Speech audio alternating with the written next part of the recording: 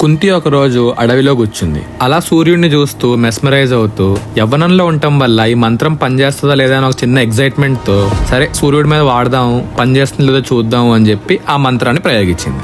మంత్రం చదవటం అయిపోయిన వెంటనే అలా ఎర్రగా మండుతున్న సూర్యుడు ఆకాశం నుంచి అక్కడికి వచ్చేసాడనమాట. వచ్చిన వెంటనే కుంతితో ఏమన్నాడంటే, ఎవరు నువ్వు, ఇంత ఆశ్చర్యంగా ఇంత ఆస్ట్రక్ గా ఉన్నావు, నన్ను ఎందుకు పిలిచావు అని అడిగాడు. అప్పుడు కుంతి ఏమందంటే, దేవా, ఈ మంత్రం నాకు ఒక ఋషి ఇచ్చాడు, నిజంగా పనిచేస్తుందో లేదా అని టెస్ట్ చేద్దామని నేను చదివాను. నేను చేసిన తప్పనే విషయం నాకు అర్థమవుతుంది, నన్ను క్షమించవా అని చెప్పి ఆయన కాళ్ళ మీద పడింది. అప్పుడు సూర్యుడు, కానీ నేను ఇక్కడ మంత్రం చదవటం వల్లే వచ్చాను, ఇలా టెస్ట్ చేయడం కోసం మంత్రం చదవడం అనేది తప్పు, నా దర్శనానికి ఏ విలువ లేకుండా ఉండకూడదు, సో నేను ఇక్కడికి నీకు పుత్రుడిని ప్రసాదించడానికి వచ్చాను అని చెప్పాడు. అది విన్న కుంతి చాలా భయపడింది. నేను చేసిన తప్పే, నన్ను క్షమించండి అని చాలా సార్లు అడిగింది. మా నాన్న పరువు పోతుంది, ఇట్లాంటి పని ఏదైనా చేస్తే, పెళ్లికి ముందే నాకు పిల్లోడు ఉంటే ఈ ఒక్కసారికి నన్ను క్షమించండి అని చాలా సార్లు అడిగింది. సూర్యుడు తనని ఓదార్చి తన ఏ పని కోసం అయితే వచ్చాడో ఆ పని పూర్తి చేశాడు.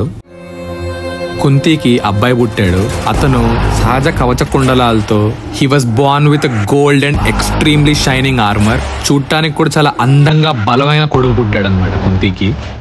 అప్పుడే పుట్టిన కొడుకుని చూస్తూ అసలు ఇంట్లో వాళ్ళు ఏమనుకుంటారు, ఫ్యామిలీ ఏమనుకుంటారు, నా పరువు ఏమవుతుంది, రిలేటివ్స్ ఏమనుకుంటున్నారు అని చెప్పి చాలా భయపడిపోయి ఏడుస్తూ ఆలోచిస్తూ కూర్చుండిపోయింది కుంతి. ఈ పిల్లాడితో రాజ్యానికి వెళ్తే నా పరువు పోతుంది అని ఆలోచించి భయపడి ఇంకా ఏం చేయాలో తెలియక ఆ పిల్లాడిని ఒక బుట్టలో పెట్టి వాటర్ ఫాల్ లోకి వదిలేసింది.